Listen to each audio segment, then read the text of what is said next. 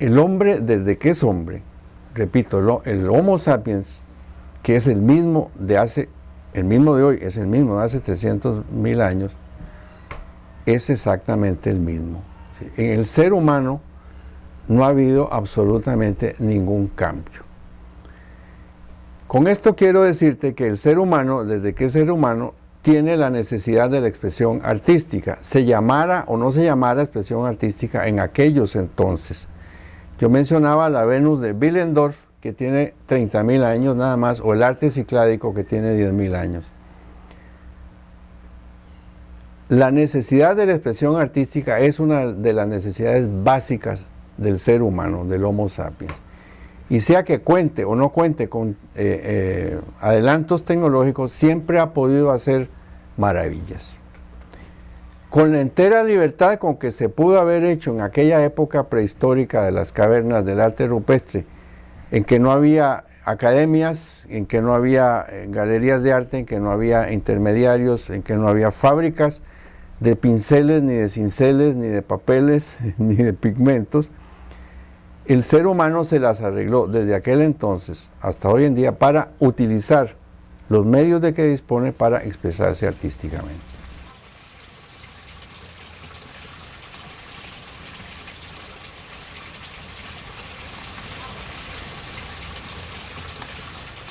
Divagaciones doradas. Y le pongo doradas por eso de que uno ya es ciudadano de oro, ¿no? No es porque las divagaciones sean doradas, sino porque ya uno está en una edad que le llaman dorada. Así como ocurre con los dogmas que fundamentan las creencias, año tras año se reafirma en mi pensamiento la idea de que el artista que explica o justifica lo que dijo o quiso decir con su trabajo, desvaloriza su propio lenguaje estético, porque las obras valederas como artes se defienden por sí mismas.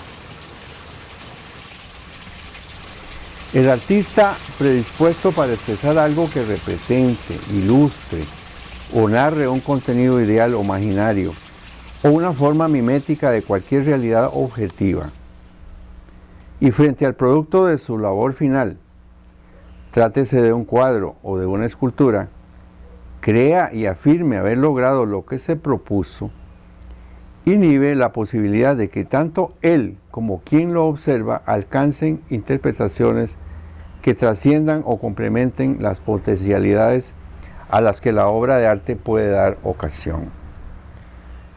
Con el arte propiamente dicho se generan aportes estéticos que superan las intenciones conscientes del autor y se expresan contenidos más profundos y diferentes a los que en principio se había propuesto.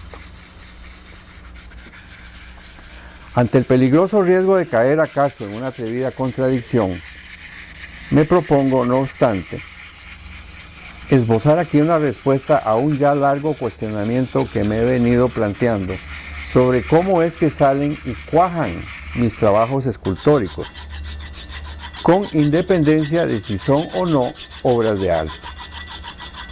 Por más intentos de forzar el intelecto para lograr explicar cómo es que se conciben, gestan y nacen los trabajos escultóricos, no resulta fácil traducir en lenguaje llano el cómo y el por qué produce eso que se denota como arte. Veamos.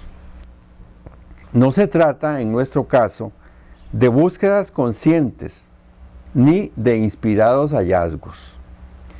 Las ideas salen y las piezas surgen de manera espontánea, sin que de previo se dedique uno a hacer ejercicios intelectuales encaminados a proponer contenidos artísticos, ni mucho menos. No se trata tampoco de improvisaciones ni de actos sin control racional. Si bien las ideas van surgiendo con soltura, como sin querer pero queriendo, una vez fijas en la mente es necesario entregarse con pasión para lograr proyectarlas en el material, lo cual solamente es posible gracias al trabajo físico y merced al conocimiento empírico de las posibilidades y también las limitaciones de los materiales, además del dominio profesional de las herramientas que se posean. En nuestro caso, las obras ya están terminadas antes de empezarlas. Bueno, desde luego aquí estoy usando un lenguaje metafórico, pero lo cierto es que en mi mente yo siento la obra terminada aquí en mi cabeza. No solo qué es lo que voy a hacer, sino cómo lo voy a hacer. Por eso es que digo que las obras están terminadas antes de empezarlas. Lo que sigue es proyectarlas en el bloque, y una vez proyectada la idea que vos tenés en el bloque, quitar lo que sobra. Eso no es tan fácil, hay que saber quitarlo, pero bueno, para no quitar ni más ni menos. Primero se conciben, luego se proyectan en el bloque y finalmente se tallan.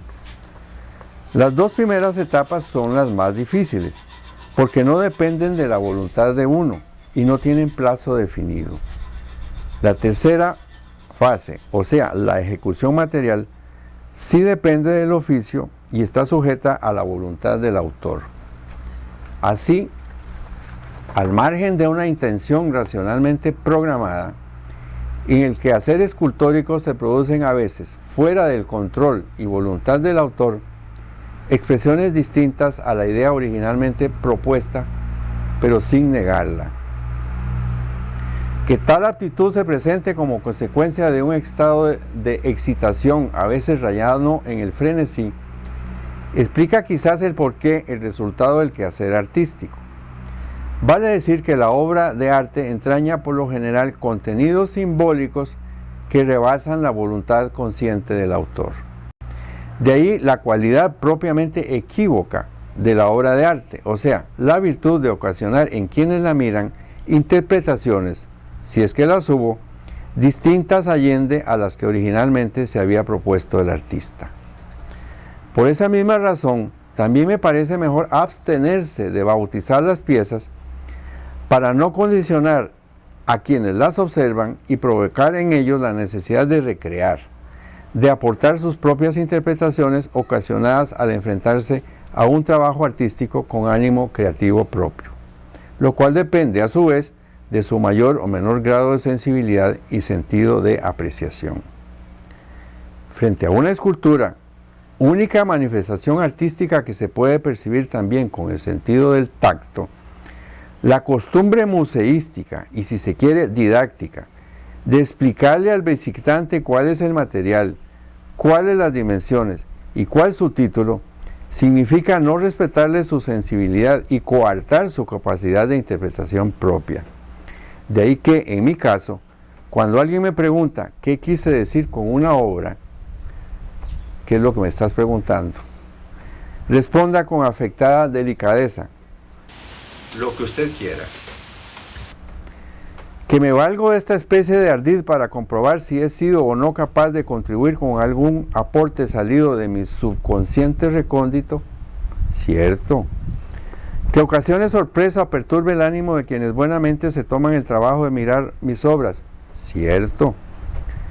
Que me halaga y alimenta mi autoestima cuando el observador me beneficia con sus comentarios o expresa sus dudas, o se decide a hacer su propia interpretación, cierto también.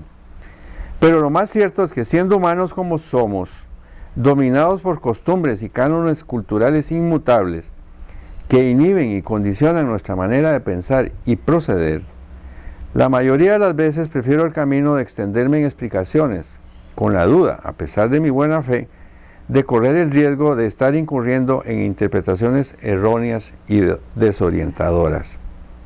Reconozco que no soy suficientemente capaz ni lúcido como para aprender con certeza las motivaciones profundas, si es que las hay, que subyacen como resultado de mis trabajos y que otros ojos con mayor sensibilidad sí podrían revelarme.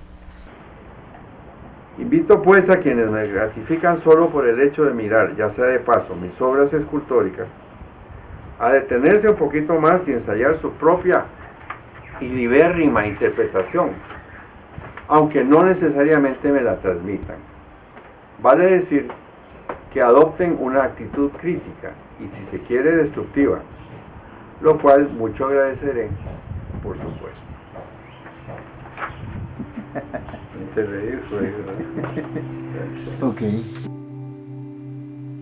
Despacito cuando tú dormías, ella te hablaba, te preguntaba